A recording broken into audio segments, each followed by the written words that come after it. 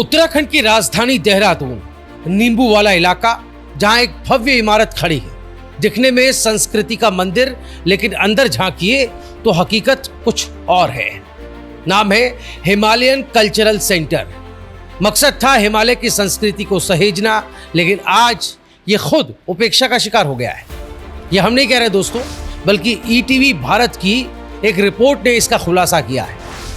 ETV Bharat की एक report ने इस सेंटर की जमीनी हकीकत को बेनकाब कर दिया है। दिसंबर 2021 में जिस धूमधाम से इस सेंटर का उद्घाटन हुआ था, अब वहां धूल है, जर्जर मूर्तियां हैं और 2.5 करोड़ के मेंटेनेंस का सवाल है। ये बात है 4 दिसंबर 2021 की, जब देहरादून के नींबूवाला में हिमालयन कल्चरल सेंटर का उद्घाटन किया गया। कुल लागत 6 करोड़ 70 लाख रुपए।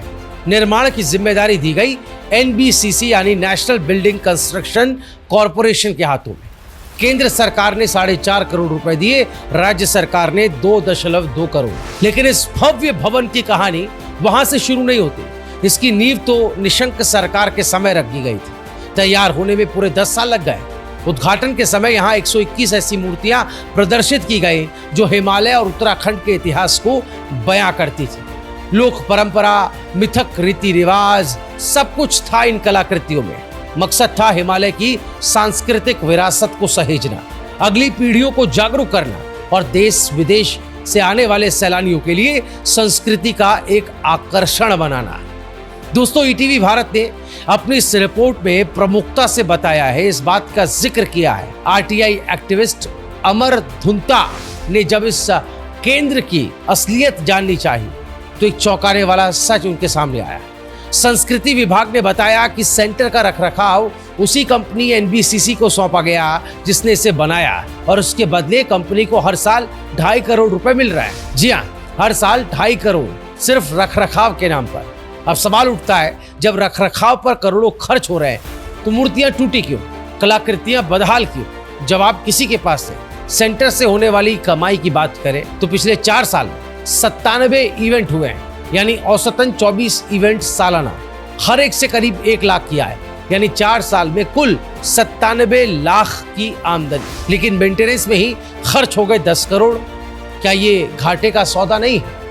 स्थानीय जानकार का जिक्र इस रिपोर्ट में किया गया, जिनका नाम कुलदीप बताया गया है। और स्थानीय जानकार कहते हैं कि अब ये सेंटर संस्कृति का नहीं, कर्मचारियों के सम्मेलन और सरकारी मीटिंग्स का स्थान बनकर रह गया है।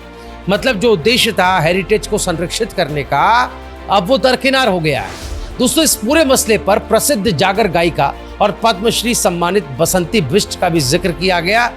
इस रिपोर्ट में बसंती बिष्ट से बात करते हुए बताया गया कि उन्होंने जो जवाब दिया, उनके मुताबिक अगर धरोहरें रखी गई है तो उनका संरक्षण जरूरी है और वहां संस्कृति से जुड़े कार्यक्रम हो, ये और जरूरी है। वहीं कांग्रेस के प्रवक्ता प्रतिमा सिंह ने सीधे तौर पर सरकार को घेरा है। कहा 97 लाख कमाई और 10 करोड़ खर्च। यह आंकड़े खुद भ्रष्टाचार की गवाही दे रहा है। दोस्तों, उत्तराखंड संस्कृति विभाग की डायरेक्टर बीना भट्ट कहती हैं, एनबीसीसी द्वारा रखरखाव किया जा रहा है, मूर्तियों की रेप्लिका सुरक्षित है और जरूरत हुई तो सुधार भी किया जाएगा।